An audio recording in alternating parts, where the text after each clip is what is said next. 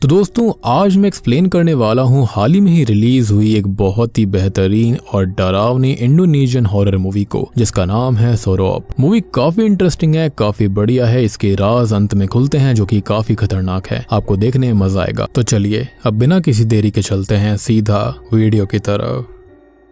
तो कहानी की शुरुआत होती है एक डिलीवरी बॉय को दिखाते हुए जो कि एक घर के अंदर पार्सल को डिलीवर करने आया हुआ था। वो घर के दरवाजे पर जाकर मिस्टर खैर को बुलाने लगता है जो कि उस घर के मालिक थे और उनका ही वो पार्सल होता है। लेकिन बार बार आवाज देने के बावजूद भी उसे कोई रिस्पॉन्स नहीं मिलता। तब वो घर के अंदर झांकने की कोशिश करता है और वो एक बुजुर्ग आदमी को देखता है। अब पार्सल बॉय उनको बताता है कि उनके लिए पार्सल है और ये कहते ही घर का मेन गेट अपने आप खुल गया था। जब डिलीवरी बॉय अंदर जाता है तो वो देखता है कि घर पूरी तरह से अंधेरे में डूबा हुआ था।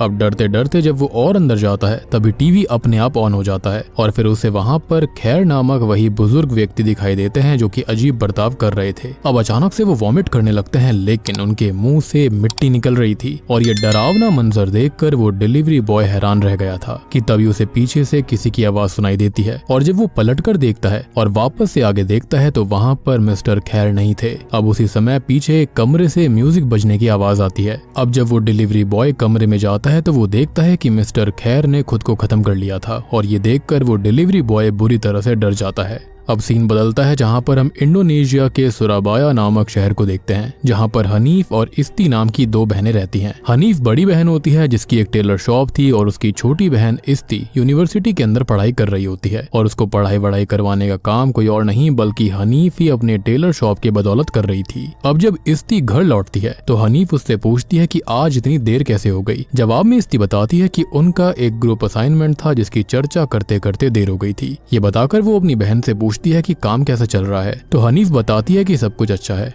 और वो इस्ती को जाकर फ्रेश होने के लिए कहती है तो वो घर के अंदर चली जाती है। अब इसके बाद हम देखते हैं कि हनीफ रात का खाना गर्म कर रही थी, तभी इस्ती वहां पर आकर अपनी बड़ी बहन को बताती है कि उसको यूनिवर्सिटी की तरफ से अगले हफ्ते एक डिबेट कंपटीशन में हिस्सा लेना है जिसके लिए उसे जकार्ता ले जाया जाएगा। ये सुनकर हनीफ काफी खुश हो गई थी और ये कहती है कि आखिरकार तुम जकार्ता शहर को सामने से देख पाओगी। अब इस बात पर इस्ती पूछती है कि वो उसके लिए क्या गिफ्ट लेकर आए। अब हनीफ हंसते हुए बोलती है कि क्या उसके पास पैसे भी हैं जो वो उसके लिए गिफ्ट लेकर आएगी। साथ ही साथ उसने कहा कि उसे ये जानकर बहुत खुशी हुई है कि वो यूनिवर्सिटी के अंदर अच्छा कर रही है। उसने कहा कि कम से कम उनके परिवार में से एक तो होगा जो कि यूनिवर्सिटी से ग्रेजुएट होगा और यही उसके लिए काफी है। ये सुनकर इस्ती इमोशनल होकर अपनी बड़ी बहन को गले लगा लेती है और कहती है कि सिर्फ 1 साल और फिर उसकी छोटी बहन भी ग्रेजुएट हो जाएगी। अब तभी घर का फोन बज उठता है और हनीफ फोन को पिक करती है। दूसरी ओर उनकी आंट सबा थी जो कि उनको एक दुखद खबर सुनाती है। वो कहती हैं कि उनके अंकल खैर अपनी आखिरी सांसें गिन रहे हैं और बार बार उनका नाम पुकार रहे हैं। यानी कि शुरुआत में जब डिलीवरी बॉय ने उनको देखा होगा तो शायद से वो बच गए थे। आंट साइदा बताती हैं कि शायद से उनके अंकल खैर आखिरी टाइम पर दोनों बहनों को देखना चाहते हैं और इसलिए उन्हें जल्दी से जल्दी वहां पर आना चाहिए। ये सुनकर हनीफ कुछ नहीं कहती और चुपचाप फोन रख देती है। अब अगली सुबह हम देखते हैं कि दोनों बहनें अपने गांव लौट आई थी जहां पर हनीफ बहुत परेशान नजर आती है क्योंकि वो अपने पुराने घर लौटना ही नहीं चाहती थी। असल में जब वो छोटी हुआ करती थी तो एक दिन शाम को खेलने के बाद घर लौटने पर उनकी माँ उनको डांटती है और कहती है कि वो उनको कितनी बार कह चुकी है कि शाम होने से पहले वो घर लौट आया करे, फिर भी वो बात नहीं मानती। सब अच्छी तरह जानते हैं कि शाम के समय बहुत सी इविल स्पिरिट्स बाहर निकलती हैं जो कि इंसानों को नुकसान पहुंचाती है। फिर उनकी माँ कहती है कि क्या चाहती हो कि वो तुमको भी नुकसान पहुंचा दे। अब जवाब में दोनों बहनें मना कर देती हैं और तब उनकी माँ कहती है कि अंदर जाकर अपने हाथ मुंह धो लो। अब रात को खाना खाने के बाद जब उनकी माँ बर्तन धो रही थी तभी अचानक से पूरे घर की लाइट्स फ्लिकर करने लगती हैं। ये देखकर उनकी माँ ने इस बात को ज्यादा इंपॉर्टेंस नहीं दी थी और वो अपने काम में लगी रहती हैं। तभी उनके हाथ के पास रखी हुई एक प्लेट अपने आप ही जमीन पर गिर गई थी। ये देखकर उनकी माँ अजीब व्यवहार करने लगती है। अब तभी वहाँ पर छोटी हनीफ आती है जो कि अपनी माँ की हालत देखकर हैरान रह गई थी। उधर हनीफ को खेलने के लिए बुलाने के लिए आती है उसकी छोटी बहन इस्ती। अब दोनों बहनें अपनी माँ को एक ही बात बार बार दोहराते हुए सुनती हैं। शाम होते ही जिन जाग उठते हैं और ये बात दोहराते दोहराते वो अचानक से सौरभ कहकर जोर से चिल्ला उठती हैं और फिर उसी तरह मिट्टी की वॉमिट करने लगती हैं जैसे कि शुरुआत में हमने मिस्टर खैर को देखा था। अब इसके बाद सीन वापस से प्रेजेंट टाइम में आता है जहाँ पर दोनों बहनें अपने गाँव के बस स्टैंड पर पहुंची थी और देखती है कि उन्हें लेने के लिए उसकी आंट के हस्बैंड आए हुए थे। वो उनसे बैग लेकर जल्दी लिए कार में बैठने के लिए बोलते हैं। ये देखकर हनीफ और इस्ती थोड़ा सा हैरान रह गई थी। अब रास्ते में हनीफ जब उनसे अंकल खैर की हालत के बारे में पूछती हैं तो वो कोई जवाब नहीं देते, जिससे कि हनीफ और भी ज्यादा कंफ्यूज हो जाती है। अब रात को जब वो अपने पुराने घर पहुंचते हैं तो साइदा यानी कि उनकी आंटी उन्हें अंदर ले जाती हैं और सबसे पहले उनके अंकल खैर से मिलने के लिए कहती हैं, जो कि अपने रूम में थे। जब हनीफ और इस्ती रूम के अंदर जाती हैं तो देखती हैं कि अंकल की हालत वाकई में काफी खराब थी। उनका शरीर जो था वो बर्फ जैसा ठंडा था। तभी इस्ती ने महसूस किया कि वहाँ पर उसे अच्छा नहीं लग रहा था, उसे किसी की प्रेजेंस महसूस होती है और इसलिए वो बाहर जाने लगती है। हनीफ उसको रोकने की कोशिश करती है और तब दोनों ने ये देखा कि अंकल अचानक उठ खड़े हुए हैं। उनसे कहने लगते हैं कि मरने से पहले उसकी मदद की जाए,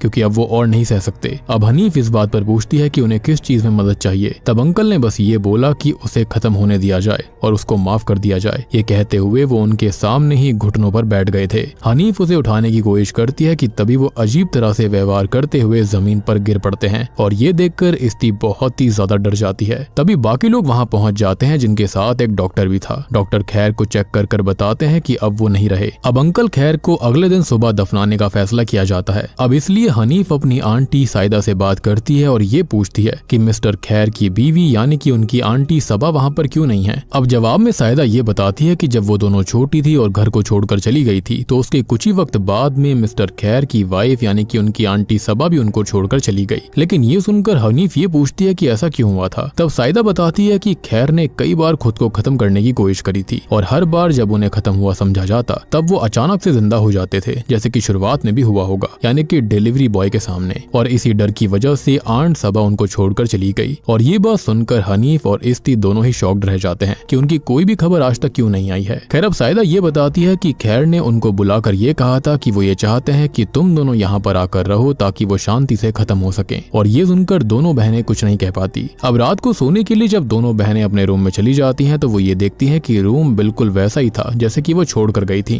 तभी इस्ती अपनी बचपन की उस डॉल को देखती है जिससे हनीफ उसे डराया करती थी, ये कहते हुए कि वो रात में खुद पे खुद बोलने लगती है। अब जब वो सोने लगती है तो इस्ती ने हनीफ से ये पूछा कि अंकल ने खुद को खत्म क्यों किया। और हनीफ ये जवाब देती है कि शायद आंट सबा के चले जाने से अंकल काफी उदास थे। अब इस पर इस्ती ने अपनी चिंता व्यक्त की और कहा कि क्या हो अगर अंकल वैसे ही जीवित हो जाए जैसे कि आंट सबा ने बताया था। खैर अब हनीफ उसको समझाती है, तसल्ली देती है और ये कहती है कि ऐसा कुछ नहीं होगा और वो चिंता ना करे और सो जाए। एनीवेज आधी रात को हम देखते हैं कि अंकल खैर फिर से जिंदा हो जाते हैं और इस्ती के पास आकर उसे पुकारते हैं। जब इस्ती उठती है और बगल में देखती है तो ये पाती है कि उसकी बहन हनीफ वहाँ पर नहीं थी और रूम का दरवाजा भी खुला हुआ था। वो अपनी बहन को पुकारती हुई बाहर जाती है कि तभी उसे अपने पीछे अंकल खैर की प्रेजेंस महसूस होती है। लेकिन जैसे ही वो पीछे मुड़ती है वहाँ कोई नहीं था। इससे इस्ती बहुत ही ज्यादा डर गई थी। अब तभी उसे बाथरूम से फ्लश करने की आवाज आती है और जब वो बाथरूम में जाकर हनीफ को पुकारती है तो पता चलता है कि हनीफ तो खाली वॉशरूम में गई थी। अब बाहर आकर वो इस्ती को बताती है कि जब वो अपने रूम से बाहर निकली थी तो उसने देखा कि अंकल के रूम का दरवाजा खुला हुआ था। अब हनीफ इस बात को बिल्कुल बेकार समझती है और अपनी बहन से कहती है कि वो बेकार बातें कर रही है, लेकिन इस्ती इस बात पर अड़ी रहती है कि वो सच कह रही है। हनीफ को इस बात पर विश्वास नहीं हुआ था तो उसने इस्ती के साथ जाकर इन्वेस्टिगेशन करी। जब दोनों अंकल के रूम के पास पहुंचते हैं तो देखते हैं कि दरवाजा बंद था और हनीफ ने इसके बाद इस्ती से पूछा कि क्या वो जागते हुए सपना देख रही थी। इस्ती ने फिर भी कहा कि वो सच बोल रही है, झूठ नहीं बोल रही और उसने सच में दरवाजे को खुला हुआ देखा था। खैर अब हनीफ को तो ये बात बिल्कुल समझ नहीं आती और वो उल्टा इस्ती से ये पूछती है कि क्या उसको लगता है कि मरे हुए अपने रूम का दरवाजा खोल सकते हैं। और अब ये कहकर ये दोनों ही वापस रूम में लौट आते हैं। अब अगले दिन सुबह जब खैर की लाश को दफनाने के लिए ले जाया जा रहा था तभी अचानक इस्ती एक अजीब सी स्टैटिक आवाज सुनती है जिससे उसकी नाक से खून बहने लगता है। ये देखकर उनकी आंट साइदा थोड़ी डर गई थी और इसलिए वो दोनों बहनों से कहती है कि वो घर पर ही रहें। तब हनीफ अपनी बहन इस्ती को बेड पर लिटा देती है और जब वो घर के चारों तरफ घूमकर देखती है तो एक कपड़े की डॉल पर उसका ध्यान जाता है जिसमें उनकी माँ अक्सर पेन चुभाया करती थी और इसलिए वो उसे अपने बैग की चेन में लगाकर रख लेती है। इसके बाद जब हनीफ अपनी माँ के रूम में जाती है तो वो विंडो से बाहर मेन गेट के सामने एक काले चादर ओढ़ी लेडी को देखती है। वो तुरंत वहाँ से चली जाती है। वो इस बात को इग्नोर करती है। उसे लगा कि शायद से कोई वहाँ पर आया होगा, लेकिन जब वो अपनी माँ की फोटो और कुछ चीजें देखकर इमोशनल हो जाती है तो हमको एक फ्लैशबैक दिखाया जाता है जिससे हमको पता चलता है कि उस रात जब उसकी माँ बहुत तेज चिल्लाई थी सौरभ कहते हुए और जिन्स के बारे में बोलते हुए, तो उसके बाद ही उनकी माँ बहुत ही ज्यादा बीमार पड़ गई थी। वो अचानक अपने सामने किसी को देखा करती जिसको हनीफ और उसकी बहन नहीं देख पाती तभी कमरे में रखा हुआ रेडियो बजने लगता है और उनकी माँ फिर से अजीब तरीके से व्यवहार करने लगती है, जैसे कि किसी आत्मा ने उन्हें अपने कब्जे में कर लिया हो। वो जमीन पर ही अपना सर पटक पटक कर खुद को खत्म कर लेती हैं और ये पूरी घटना दोनों बहनों के सामने हुई थी और डर के मारे वो जोरों से चिल्लाते हैं। उनकी आवाज सुनकर उनके पिता और आंट वहाँ पर आ गए थे। उन्होंने भी ये मंजर देखा था और खुद को बहुत ही ज्यादा टूटा पाया, खासकर हनीफ ने, उसकी बहन ने और उनके पिता ने। खैर अब सीन प्रेजेंट टाइम में आता है जहाँ पर साइदा घर वापस आ गई थी और हनीफ से वो ये कहती है कि वो ये चाहती है कि दोनों बहनें कम से कम 7 दिन तक यहीं पर रहें, क्योंकि 7 दिन के बाद ही उनके अंकल के लिए दुआ करी जाएगी। जब ये प्रक्रिया पूरी हो जाएगी तो वो वहाँ से जा सकती हैं। ये सुनकर हनीफ इसके लिए राजी हो जाती है, लेकिन फिर वो आंट साइदा से पूछती है कि उसकी आंट सबा के साथ आखिर हुआ क्या था, यानी कि मिस्टर खैर की वाइफ के साथ, और वो घर छोड़कर क्यों गई। जवाब में साइदा बोलती है कि जब तुम लोग घर छोड़कर चले गए थे तब तुम्हारी आंट सबा भी बीमार पड़ गई, ठीक वैसे ही जैसे कि उनकी माँ हुई थी। अब एक दिन साइदा जब उसको खाना देने गई थी तो ये देखा कि आंट सबा कमरे के एक कोने में खड़ी हुई थी, जो कि धीरे धीरे उनके पास आई और अजीब तरह से चिल्लाने लगी।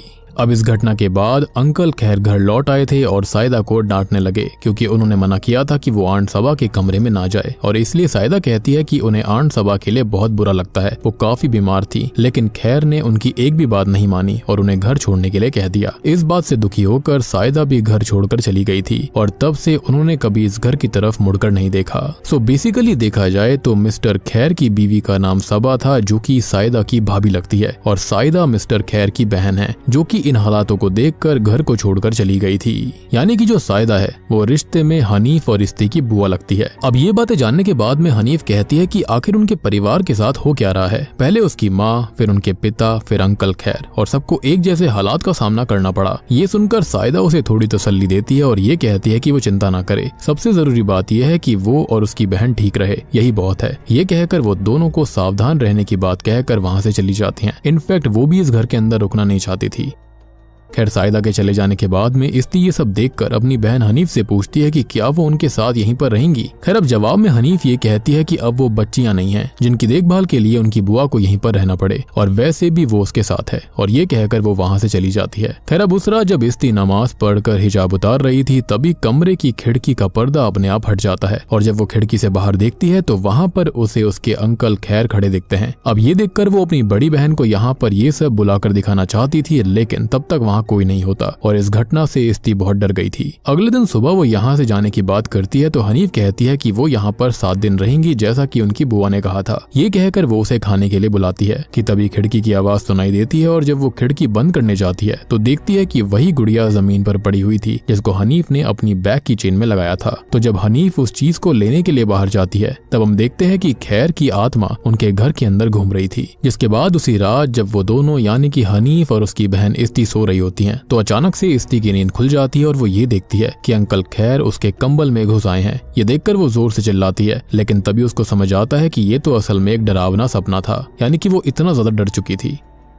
अब अगले दिन सुबह जब हनीफ अपनी माँ का कमरा साफ कर रही होती है तभी उसे वहाँ पर एक कपड़े में लिपटा हुआ हथियार मिलता है। ये देखकर वो थोड़ा सा परेशान होती है कि ये चीज यहाँ पर क्या कर रही है। और दूसरी ओर उसी समय हम इस्ती को देखते हैं। जब वो अपने कमरे में थी तभी वो देखती है कि उसका बचपन का बिल्ली वाला खिलौना अपने आप चल रहा था, और इसी के साथ ही उसकी नाक से फिर से खून आने लगता है और वो किसी शक्ति के वश में आ जाती है। इस घटना के बाद जब रात में हनीफ खाना बना रही थी तभी उसकी बहन उसके पास आकर खाना बनाने में हेल्प करने लगती है। हनीफ जब कुछ लेने के लिए किचन से बाहर जाती है तब वो देखती है कि उसकी बहन तो डाइनिंग टेबल पर बैठी हुई थी, और ये देखकर वो दोबारा किचन में जाती है। तब उसको समझ में आता है कि किचन में जो थी वो उसकी असली बहन नहीं थी, बल्कि कोई शैतानी आत्मा है जो कि उसकी बहन का रूप लेकर वहाँ पर आई है। और ये देखकर हनीफ काफी डर जाती है। तभी वहाँ उसकी असली बहन आती है और उसके आते ही वो शैतानी आत्मा गायब हो गई थी। अब ये सब देखकर हनीफ को कुछ भी समझ में नहीं आता और वो विश्वास नहीं कर पाती जो उसने देखा था। जब वो वॉशरूम जाकर अपने चेहरे पर पानी डालती है तब उसे वहाँ पर खैर की आत्मा नजर आती है। ये देखकर वो और ज्यादा डर गई थी और किसी तरह वॉशरूम से बाहर निकलकर वो अपनी बहन को ढूंढती है, लेकिन वो ये देखती है कि उसकी बहन कहीं पर भी नहीं थी। तभी हनीफ को अपने अंकल खैर के कमरे से कुछ आवाज आती है और जब वो कमरे में अंदर जाने की कोशिश करती है तो देखती है कि दरवाजा अंदर से बंद होता है। मजबूरी में हनीफ जब की होल से झांक कर देखने की कोशिश करती है तब वो देखती है कि खैर की आत्मा के साथ उसकी बहन वहाँ पर खड़ी हुई थी, जो कि इस मूवी का पोस्टर भी है। अब यहाँ खैर की आत्मा उसे भी अंदर आने के लिए कह रही होती होती है कि तभी अचानक से दरवाजे के पास कोई आ जाता है, जिससे हनीफ डर के मारे पीछे हट जाती है। अब इस सिचुएशन में हनीफ अपनी बहन को बचाने के लिए अपने अंकल से दरवाजा खोलने के लिए कहती है। अब दरवाजा खुलता है और वो बिना समय गवाए अपनी बहन को लेकर घर से भागने की कोशिश करती है, लेकिन जैसे ही वो घर से बाहर निकलती है तो हनीफ को वही आवाज सुनाई देने लगती है जो कि उसकी बहन ने पहले सुनी थी, यानी कि वही स्टैटिक आवाज। तभी उसकी नाक से भी खून बहने लगता है और वो भी किसी आत्मा के वश में आ जाती है। वो ये कहती है कि 40 दिनों तक यहाँ पर बार बार वो आता रहेगा, और ये सुनते ही हनीफ बेहोश होकर जमीन पर गिर गई थी। अब जब उसे होश आता है तो वो कहती है कि उसने हमें बताया है कि वो 40 दिन तक लौटता रहेगा, लेकिन क्यों? तभी उसकी बहन कहती है कि उन्हें श्रापित घर को अभी के अभी छोड़ देना चाहिए। ये सुनकर हनीफ कहती है कि जब जब उन्होंने इस घर को छोड़ने की कोशिश करी है तब तब कुछ न कुछ बुरा हुआ है, और इसलिए उन्हें कोई और रास्ता निकालना होगा, नहीं तो उनके साथ और भी कुछ बुरा हो सकता है। ये कहते ही उसको याद आता है कि उन्हें तो उनके अंकल खैर ने ही यहाँ बुलाया था, इसका मतलब ये सब पहले से उनकी योजना का हिस्सा था। तब वो तुरंत खैर के कमरे में जाकर तलाशी लेती हैं और वहाँ पर उसे एक पुराने काले जादू की किताब मिलती है। जब वो उस किताब को चेक करते हैं तो उन्हें सोरोप नामक एक रिचुअल के बारे में पता चलता है, जिसमें उनके परिवार की एक तस्वीर थी। तस्वीर के पीछे लिखा हुआ था कि मैंने सोरोप रिचुअल करने का निर्णय ले लिया है, और इस तस्वीर में मौजूद हर व्यक्ति को खत्म होने से पहले भयानक पीड़ा सहनी होगी, और खैर के साथ भी सेम चीज हो रही थी। ये जानने के बाद में वो और गहराई से उस सोरोप रिचुअल के बारे में पढ़ती हैं। वो जान पाती हैं कि अगर कोई किसी को नुकसान पहुंचाना चाहता है या फिर अपने कोई मनोकामना पूरी करना चाहता है तो वो ये रिचुअल कर सकता है, लेकिन उसे कुछ भी खाना पीना नहीं होगा। उसे सिर्फ कब्र की मिट्टी खानी पड़ेगी। उस कब्र की मिट्टी की आत्मा फिर 40 दिन तक उस व्यक्ति के द्वारा चुने गए लोगों को भयानक पीड़ा देगी, लेकिन अगर रिचुअल अधूरा रह जाए तो वही आत्मा वापस आकर उस व्यक्ति को कष्ट देगी जिसने वो मिट्टी खाई है और रिचुअल शुरू किया है, और जब तक वो व्यक्ति जिसने ये शुरू किया था वो मिट्टी में नहीं मिल जाएगा तब तक वो ऐसा करता रहेगा। अब ये सब जानने के बाद इस्ती ये कहती है कि क्या अंकल खैर ने ये सोरोप रिचुअल किया था ताकि वो उनके पूरे परिवार को खत्म कर सके, क्योंकि इनके परिवार वालों के साथ सबके साथ यही हुआ था। अब हनीफ जवाब देती है कि इसलिए वो उन्हें बार बार वापस आने को कहता था ताकि वो उनको खत्म करके इस रिचुअल को पूरा कर सके, और जब ये दोनों वहाँ से भाग गई थी तो उसके बाद ये रिचुअल कंप्लीट नहीं हो पाया था। खैर अब इन सारी बातों को हनीफ अपनी आंट साइदा को बताने के लिए उसे कॉल करती है, लेकिन वो उनकी कोई बात सुन नहीं पाती, यानी कि उनकी आंटी को कोई आवाज नहीं आ रही थी। और तभी फोन के अंदर से खैर की आवाज आती है जो कि कह रहा होता है कि मैं फिर से लौट रहा हूँ। ये सुनकर हनीफ की बहन इस्ती काफी डर गई थी, और अब इस्ती घर से भागने की कोशिश करती है और उसे रोकने के लिए हनीफ उसके पीछे दौड़ पड़ती है, लेकिन तभी कोई अदृश्य शक्ति उन दोनों को पकड़कर घसीटते हुए घर के सामने ले जाती है। तभी वो दोनों अपने सामने अपनी आंट सबा को देखते हैं और ये देखते ही वो बेहोश हो जाती हैं। जब रात में उनको वापस होश आता है तो वो खुद को बिस्तर पर पाती हैं। वो सोचती हैं कि शायद उनकी आंट सबा ही उनको वहाँ पर लेकर आई थी, इसलिए वो कमरे से बाहर जाकर उनको ढूंढने लगती हैं कि तभी वो उन्हें घर की बालकनी में टहलते हुए नजर आती हैं, लेकिन जब वो बालकनी में पहुंचती हैं तो देखती हैं कि वहाँ पर कोई नहीं था। उसी वक्त जंगल के रास्ते से खैर की आत्मा वहां आ जाती है, और उसको देखते ही हनीफ की बहन जमीन पर उल्टी करने लगी थी, जिसे हनीफ आकर संभालती है, जिसके बाद में दोनों बहनें आपस में बात करते हुए सो जाती हैं। अब रात के करीबन 3 बजे अचानक हनीफ की नींद खुलती है। उसको घर के बाहर से कुछ अजीब आवाजें आ रही थी। जब वो खिड़की से झांक कर देखती है तो खैर की शैतानी आत्मा हवा में तैरती हुई नजर आती है, जो कि फिर से कह रही होती है कि मैं लौट रहा हूँ। अगली सुबह दोनों बहनें जोर जोर से चिल्लाकर किसी को मदद के लिए बुलाती हैं, लेकिन आसपास कोई भी घर नहीं था और इसलिए कोई भी उनकी हेल्प करने नहीं आता। दूसरी ओर उनकी आंट साइदा फोन पर उनसे संपर्क नहीं कर पाने के कारण बहुत ही ज्यादा बेचैन हो गई थी और अपने पति से कहकर वो सीधे उनके घर की तरफ निकल पड़ती हैं। अब घर के अंदर हनीफ और उसकी बहन इस्ती को समझ में नहीं आ रहा होता कि आखिर उनके परिवार ने अंकल खैर के साथ ऐसा क्या किया था कि उन्होंने इतना भयानक रिचुअल उन पर कर दिया। तभी हनीफ उस काले जादू की किताब को दोबारा ध्यान से देखती है और उसमें उसे अपने माता पिता की एक और तस्वीर मिलती है, जिसके अंदर वो अपने घर के सामने खड़े हुए थे। ये देखकर हनीफ को याद आता है कि बचपन में उसने अपने माता पिता को ये कहते सुना था कि ये घर उनके पिताजी से उनको विरासत में मिला था, जिसे वो बेचकर जकार्ता जाकर बसना चाहते थे, और ये बात उनके अंकल को बिल्कुल पसंद नहीं थी। और यहाँ पर हिंट देखिए कि यहाँ जो इस्ती थी वो जकार्ता में ही जाने वाली थी अपने कंपटीशन के लिए, लेकिन वो नहीं हो पाया। अब ये जो बात थी वो उनके पिता के भाई अंकल खैर को बिल्कुल भी पसंद नहीं आई थी, क्योंकि उस वक्त उनका व्यापार डूब गया था और वो इस घर को फाइनेंशियल स्टेबिलिटी के लिए अपना बनाना चाहते थे। लेकिन ऑब्वियस सी बात है ये घर किसी और को नहीं बल्कि इन दोनों बहनों के पिता को मिल गया, और शायद इसी वजह से उन्होंने ये सब कर दिया था। खैर अब इस सिचुएशन से निपटने के लिए हनीफ अपने अंकल के कमरे में जाकर चिल्लाते हुए कहती है कि अगर उसने ये सब इस घर को पाने के लिए किया किया है तो वो इसको ले ले, उन्हें इस घर की कोई भी जरूरत नहीं है। फिर वो ये कहती है कि अगर इससे भी बात नहीं बनती तो वो उसकी जान ले ले, लेकिन उसकी बहन को छोड़ दे और उसे यहाँ से जाने दे। ये कहते हुए वो रो पड़ती है, जिसे उसकी बहन आकर संभालती है।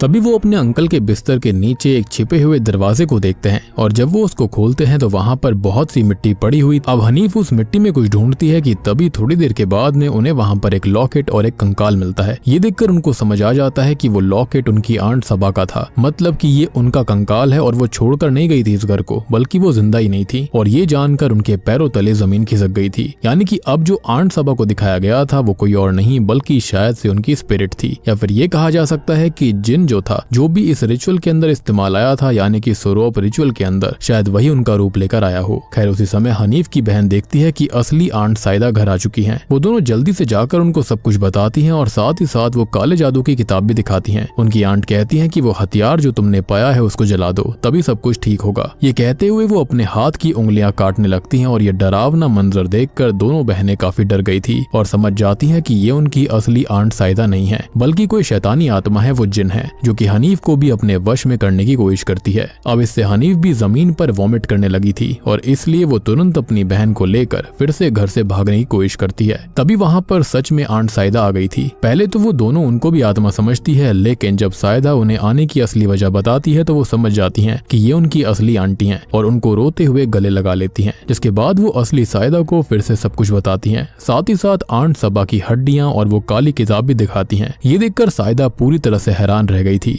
अब तब हनीफ उस हथियार को लाकर भी उनको देती है जो कि उसे उनकी माँ के कमरे में मिला था। अब इस हथियार को देखकर साइदा ये कहती है कि उन्हें याद है कि उनके पापा के खत्म होने के बाद पुलिस ने उनको ये दिया था। फिर वो हथियार का ढक्कन खोलती है जिसके अंदर उसको एक चिट्ठी मिलती है जिसके अंदर लिखा हुआ था कि अंधकार कभी भी प्रकाश से जीत नहीं सकता, जिसका मतलब उनको समझ में नहीं आता। तब हनीफ कहती है कि सिर्फ एक घर के लिए उनके अंकल ऐसा कैसे कर सकते हैं। ये सुनकर साइदा थोड़ी चौंक जाती है और ये कहती है कि ऐसा कैसे हो सकता है, क्योंकि जब आंट सबा काफी बीमार हो गई थी तो उन्होंने ही उसको इन सब से बचाने के लिए उसे शहर भेजा था और अगर उनके मन में कोई बुरा इरादा होता तो वो उसको यहीं रखती, शहर में नहीं भेजती। अब ये सब सुनकर हनीफ और भी ज्यादा हैरान रह गई थी कि अगर ये सब उसके अंकल ने नहीं तो किसने किया। लेकिन तभी अचानक से उसकी बहन की तबीयत बिगड़ने लगती है जिससे कि वो ये सब भूलकर उसकी देखभाल में लग जाती है। अब रात में जब साइदा उस हथियार को देखकर समझने की कोशिश कर रही होती है कि ये असल में है क्या, तभी अचानक से हनीफ की बहन इस्ती किसी आत्मा की वश में आकर साइदा पर हमला कर देती है। अब उनकी चीख सुनकर जब हनीफ वहाँ पहुँचती है तभी घर की बिजली चली जाती है। वो टॉर्च लेकर कमरे में जाती है तो देखती है कि उनकी आंट बेहोश पड़ी हुई है और उसकी बहन कमरे में नहीं है। वो तुरंत पूरे घर के अंदर अपनी बहन को ढूंढती है कि तभी फिर से अपने अंकल की आत्मा उसको दिखती है जो कि ये कहती है कि कहाँ जा रही हो और फिर पीछे इशारा करती है। जब हनीफ पीछे मुड़कर देखती है तो वहाँ उसे आंट सबा की आत्मा दिखती है जो कि कहती है कि वो सालों से उसका इंतजार कर रही थी, आखिरकार वो लोग यहाँ पर आ ही गए। और तभी कहानी के अंदर एक ट्विस्ट आता है।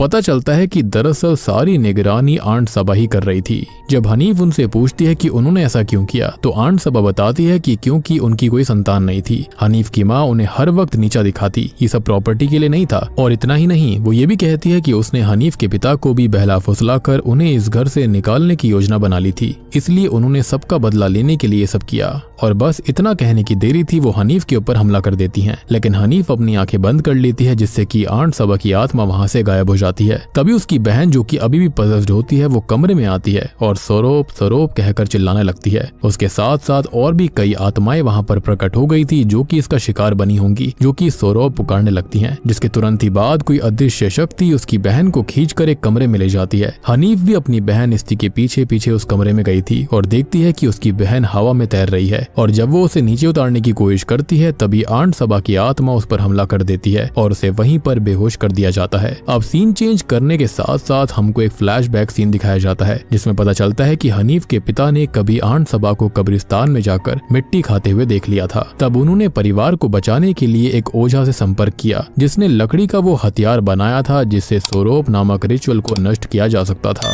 लेकिन जब वो उस हथियार को लेकर घर लौट रहे थे तब कब्र की वो आत्मा यानी कि वो जो जिन होते हैं जिसके लिए स्टार्टिंग में जो इनकी माँ थी यानी कि दोनों बहनों की माँ थी उसके लिए उसने वार्न भी किया था, तो जिन यहाँ पर वाकई में था जिसको सोरोप रिचुअल के अंदर इस्तेमाल करा गया। अब वो आंट सबा का रूप लेकर वहां पर उनके पिता को खत्म कर देता है। अब जब कहानी वापस से प्रेजेंट में लौटती है तो हम देखते हैं कि हनीफ के पास उसकी आंट साइदा पहुंचती है, जिन्होंने अब हथियार की असली शक्ति को समझ लिया था। वो हनीफ को बताती हैं कि उस चिट्ठी में लिखा गया वाक्य असल में एक मंत्र है जिसे हथियार का इस्तेमाल करते वक्त बोलना होगा। और जैसे ही वो ये बताती है, आंट सबा की आत्मा उन पर हमला कर देती है और उनको बेहोश कर देती है। यानी कि ये सब आंट सबा ने ही करवाया था, वो भी खाली इस वजह से कि उनकी कोई संतान नहीं थी और उनको बार बार टॉन्ट करा जाता था, वो भी दोनों बहनों की माँ के द्वारा। खैर अब हम देखते हैं कि हनीफ को अपनी बहन की आवाज आती है और वो ऐसी चीख को सुनकर उसे बचाने दौड़ती है, लेकिन देखती है कि उसकी हालत बहुत खराब थी। जब वो उसे लेकर भागने लगती है तो आंट सबा की शैतानी आत्मा उनके पीछे पड़ गई थी। उनसे बचते हुए हनीफ अपनी बहन को लेकर एक कमरे में छिप जाती है। जब आंट सबा की आत्मा वहां आती है तो हनीफ जानबूझकर उसके सामने आती है और आंट जैसे ही उन पर हमला करती है, हनीफ मौके का फायदा उठाकर उस हथियार को उसके पेट में घुसा देती है और उस मंत्र का उच्चारण करने लगती है। अब मंत्र के असर से होता यह है कि आंट सबा की आत्मा जलकर राख हो गई थी। खैर अब सब कुछ शांत हो जाता है और अगली सुबह का सीन दिखाया जाता है, जहां पर हनीफ और उसकी बहन अपना सामान समेटकर घर से बाहर निकलने वाली थी कि तभी वहां पर वही काले कपड़ों में लिपटी हुई लेडी आती है जिसे हनीफ ने पहले भी देखा था, जो कि गायब हो गई थी। अब वो ये बताती है कि वो यहाँ पर अपनी एक चीज को लेने आई है और वो चीज कुछ और नहीं बल्कि वही काले जादू की किताब है जिसके अंदर सोरोप रिचुअल के बारे में था। और उसके बाद वो ये कहती है कि वो 40 दिन तक इस घर को छोड़कर नहीं जा सकती हैं। और बस देखते ही देखते ये काले लिबास वाली लेडी गायब हो जाती है, यानी कि ये कोई स्पिरिट थी। और मेरे ख्याल से जो स्पिरिट है वो किसी और की नहीं बल्कि उसकी है जिसकी कब्र का इस्तेमाल इस सोरोप रिचुअल के अंदर किया गया था, यानी कि उसकी मिट्टी खाई गई थी इस रिचुअल को इस्तेमाल करने में। यानी कि यहाँ पर ये सब कुछ अभी भी खत्म नहीं हुआ था। अब ये सुनकर तो हनीफ और उसकी बहन के पैरों तले जमीन खिसक जाती है कि इतना स्ट्रगल करने के बाद भी सब कुछ खत्म नहीं हुआ। तभी उन्हें खैर के कमरे से फिर से आंट सबा की आवाज आती है। अब ये सुनकर ये दोनों घर से भागने की कोशिश करती हैं, लेकिन किसी भी तरह बाहर नहीं निकल पाती। उधर घर के बाहर हम देखते हैं कि उनकी आंट साइदा और उनके पति खत्म हो गए थे, यानी कि यहाँ पर शायद वो कभी अंदर लौट ही नहीं पाए। और यहाँ पर वो जिन्नात ही था जो कि ये सब करवा रहा था। बेसिकली ये सब कुछ उसने करवाया ताकि सबको ये लगे कि ठीक हो गया, लेकिन असल में ये तो खाली अभी शुरुआत थी। और जब तक ये दोनों खत्म नहीं हो जाएंगी सोरोप रिचुअल खत्म नहीं होगा। और बूम, इसी के साथ में सोरोप मूवी यहीं पर खत्म हो जाती है। तो दोस्तों ये थी सोरोप फिल्म की कहानी। अब देखो यहाँ पर जो मिस्टर खैर की बीवी होती है, यानी कि इनकी आंटी सबा होती है, उन्होंने ही ये सारा रिचुअल जेलिसी के चलते कर दिया था।